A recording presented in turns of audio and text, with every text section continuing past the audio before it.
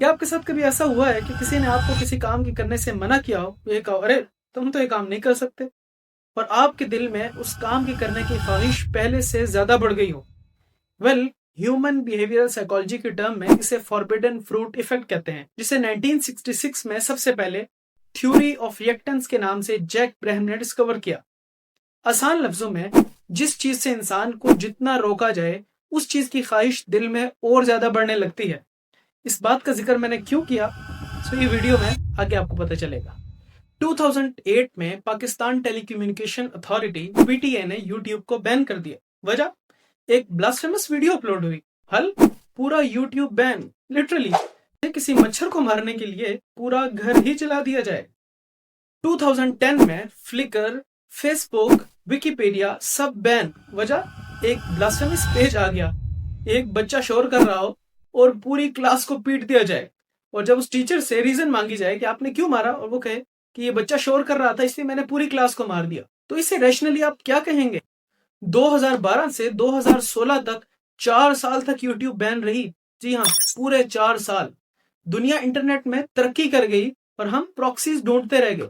ये वो टाइम था जब इंटरनेट अपने पीक लेवल पर प्रोग्रेस कर रहा था, और पाकिस्तान में यूट्यूब बैन।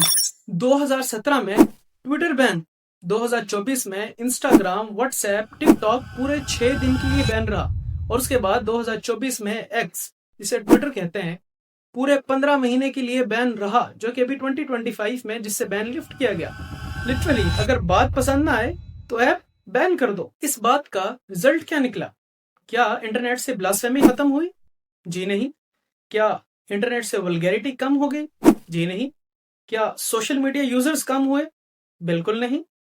जिस नैरेटिव को आप मेन स्ट्रीम मीडिया पर नहीं दिखा सकते, वो सोशल मीडिया पर बढ़ चढ़ कर आने लगा। तो इस सब से आपको क्या मिला? नथिंग।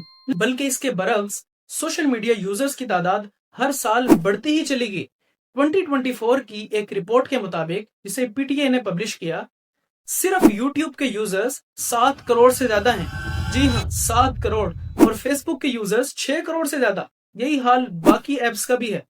वेल, इसे कहते हैं फॉरबिडन फ्रूट इफेक्ट, जिसकी बात मैंने वीडियो के शुरू में की थी, कि जिस चीज को लोगों से जितना ज्यादा दूर किया जाएगा उस चीज की तलब उतनी ज्यादा ही बढ़ती जाएगी। लोगों का क्रेज उस चीज को हासिल करने के लिए पहले से ज्यादा बढ़ जाएगा। पाकिस्तान की कुल पॉपुलेशन 25 करोड़ है, जिसमें से इंटरनेट यूजर्स की तादाद 11 करोड़ से भी ज्यादा है। लिटरली, जो कि टोटल पॉपुलेशन का 45.6% बनता है, और ये परसेंटेज हर साल बढ़ती ही चली जा रही है। इसको एक और मिसाल से भी समझा जा सकता है। पाकिस्तान में तमाम पोर्नोग्राफिक साइट्स बैंड हैं, बट स्टिल पाकिस्तान पोर्न देखने वाली कंट्रीज में टॉप ऑफ द लिस्ट आता है। आपने तो सारी वेबसाइट्स बैन कर रखी हैं, but still Pakistan tops the list. So banning is not the solution. So what's the solution? इसकी बात वीडियो के आगे चलकर करते हैं। अभी रिसेंटली पंजाब असेंबली में एक रेजोल्यूशन प्रेजेंट की गई कि पंजाब के तमाम एजुकेशनल इंस्टीट्यूट, स्कूल्स में मोबाइल फोन को बैन कर दो। वजह, distraction in education, decline in moral values and attention span. So हल क्या निकाला कि मोबाइल फोन्स बैन कर दो। अगर स्पोर्ट्स बच्चे को पढ़ाई से डिस्ट्रैक्ट कर रहे हो तो स्पोर्ट्स को बैन कर देना चाहिए। This is the solution. So this is what happening in assembly. बजाय इसके कि असेंबली में एजुकेशनल रिफॉर्म्स लाई जाएं, एजुकेशन सिस्टम को बेहतर बनाने के लिए लेजिस्लेशन की जाए, जो 2 करोड़ से ज्यादा एज 5 to 16 के बीच में बच्चे स्कूल से बाहर हैं, उनकी एजुकेशन पर फोकस किया जाए, उनके बारे में लेजिस्लेशन की जाए। वहां क्या लेजिस्लेशन चल रही है कि सेल फोन्स को स्कूल में बैन कर दो। आज के दौर में इंटरनेट पे artificial intelligence like ChatGPT, Gemini और दूसरे tools are the best learning tools for students. इस रट्टा एजुकेशन सिस्टम में अगर किसी स्टूडेंट को अपने कॉन्सेप्ट्स क्लियर करने हो, कोई प्रॉब्लम सॉल्व करनी हो, तो वो चैट जीपीटी इस्तेमाल करेगा, इंटरनेट इस्तेमाल करेगा, and you are banning mobile phones in educational institutions. Pakistan में कोई ऐप बैन हो तो शायद गवर्नमेंट ये समझती है कि लोग उसको इस्तेमाल करना छोड़ देंगे, उससे रुक जाएंगे, but reality is totally opposite. अगर आप फेसबुक को बैन कर दें तो लोग दूसरी प्रॉक्सी साइट्स की तरफ चले जाएंगे। आप यूट्यूब को, दूसरी वेबसाइट्स को बैन करेंगे तो लोग वीपीएन यूज करेंगे। अगर आप व्हाट्सएप को बैन कर देते हैं तो लोग टेलीग्राम और सिग्नल जैसे एप्स की तरफ जाएंगे। People will always go for alternatives. अगर खिड़की बंद हो तो लोग दरवाजे से अंदर आएंगे। इसकी बात मैंने की थी कि forbidden fruit effect, reactance theory, जिस चीज से जितना रोको उस चीज की तलब और ज्यादा बढ़ती है। और मैं आपको पहले बता चुका सोशल मीडिया यूजर्स पाकिस्तान में किस तरह ड्रास्टिकली बढ़ रहे हैं, और जिस चीज से आप रोक रहे हैं, अभी आपने एक्स को बंद किया, ट्विटर को, क्या उसके यूजर्स कम हुए? बिल्कुल नहीं, रोज बरोज उनकी तादाद बढ़ती जा रही है। क्या ट्वीट करना, ट्विटर पे ट्रेंड्स बनना बंद हुए? बिल्कुल नहीं। Even government officials VPN use करके ट्वीट्स करते रहे इस सारे बैन पीरियड के दौरान।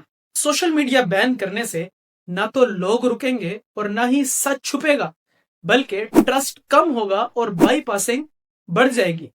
तो अगर बैन करना सोल्यूशन नहीं है तो what's the solution? So here are few suggestions for you, जिसे आप अप्लाई करके लोगों को इंटरनेट के नेगेटिव असरात से रोक सकते हैं। पॉइंट नंबर 1, लोगों को डिजिटल लिटरेसी सिखाएं। जिस तरह किसी भी मुल्क का लिटरेसी सिस्टम वहां के लोगों की इस बात को डिफाइन करता है कि कितने लोग लिखना पढ़ना जानते हैं, इसी तरह डिजिटल लिटरेसी का मतलब है कि कितने लोग मीडिया को, इंटरनेट को इस्तेमाल करना जानते हैं, कि कैसे फेक न्यूज से बचना है, कैसे सही मवाद को एक्सेस करना है, ब्लास्फेमस कंटेंट से कैसे बचना है। ये बात लोगों को सिखाएं। स्कूल्स में इसके ऊपर प्रॉपर एजुकेशन, प्रॉपर काउंसलिंग होनी चाहिए, मीडिया के through, print media, digital media के थ्रू इस बात की प्रॉपर कैंपेन्स चलनी चाहिए। पॉइंट नंबर 2, कम्युनिटी गाइडलाइंस पर स्ट्रिक्ट एक्शन लें। अगर कोई भी अब्यूसिव कंटेंट है, ब्लास्फेमिक कंटेंट है और कोई भी गलत मवाद है तो उसको रिपोर्ट करें, उसको हटाएं, बजाय इसके कि आप ऐप को बैन कर दें, उस कंटेंट को रिपोर्ट करके हटा दें। पॉइंट नंबर 3, पॉजिटिव कंटेंट को प्रमोट करें। एजुकेशनल, इंफॉर्मेशनल और पॉजिटिव कंटेंट को प्रमोट करें और नेगेटिव कंटेंट को साइडलाइन करें। सही और गलत की जंग में जब भी सही की रेशो बढ़ेगी तो नेगेटिविटी उतनी ही निगेट होती जाएगी, उतनी ही कम होती जाएगी। इस बात को एक बेहतरीन मिसाल से समझा जा सकता है। जैसे एक टीचर एक दफा एक क्लासरूम में आया और उसने एक बोर्ड पर एक लाइन ड्रॉ की और उसने स्टूडेंट से कहा, क्या कोई ऐसा स्टूडेंट है जो इस लाइन को रब की या टच किए बगैर इस लाइन को छोटा कर सके? तो सारे स्टूडेंट सोच में पड़ गए। एक स्टूडेंट आया, उसने बोर्ड उठाया और उसके साथ एक और दूसरी लाइन लगा दी जो पहली लाइन से बड़ी थी। तो अब ऑटोमेटिकली जो दूसरी लाइन थी वो खुद ब खुद छोटी हो गई। इसी तरह अगर हम पॉजिटिव कंटेंट की रेशो को बढ़ा देंगे तो आहिस्ता आहिस्ता नेगेटिविटी कम होना शुरू हो जाएगी। और चूंकि आप डिजिटल लिटरेसी और पॉजिटिव कंटेंट को प्रमोट कर रहे हैं तो आहिस्ता आहिस्ता नेगेटिविटी खुद ब खुद खत्म होती चली जाएगी। This is the most practical solution. तो रिजल्ट क्या निकला? एप्स और वेबसाइट्स को, सोशल मीडिया को बैन करने के बजाय उसके सही इस्तेमाल करने का तरीका लोगों को सिखा दें। खुद ब खुद नेगेटिव चीजें, abusive, misinformation, disinformation खत्म होती चली जाएगी। अगर आपको ये सोल्यूशन प्रैक्टिकल लगता है तो इस वीडियो को ज्यादा से ज्यादा शेयर करें, चैनल को सब्सक्राइब करें। By the way, this is my first YouTube video, so if you have any suggestions कि कंटेंट में कैसे बेहतरी लाई जा सकती है, so do comment below. Your comment really means to me. Thank you.